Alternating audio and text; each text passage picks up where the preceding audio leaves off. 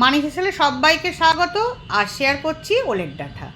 আমার বাবার অন্যান্য প্রিয় খাবারের মধ্যে এই ওলের ডাঁটাটাও ছিল আরেকটা প্রিয় খাবার। আজ বাবা নেই, ওলের ডাঁটাটা রান্না করতে গিয়ে আজকে একটু বাবার কথা বেশি বেশি করে মনে পড়ছিল। যাক, ইমোশনাল হয়ে অনেক কথাই বলে ফেললাম।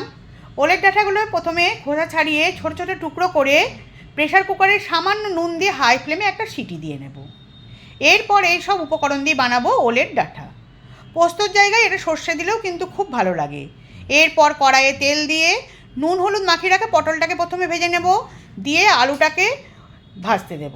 সামান্য জল দিয়ে ডিম আঁচে ঢাকা দিয়ে দেবো, তাতে আলুটা নরম হয়ে যাবে। এতে কাঁঠালের বিচি পড়লেও কিন্তু খুব ভালো লাগে।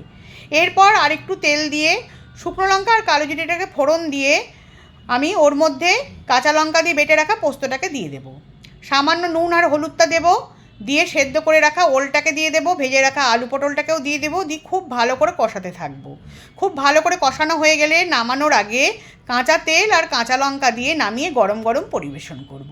যদি ভিডিওটা ভালো লাগে লাইক, কমেন্ট, সাবস্ক্রাইব করে দিও।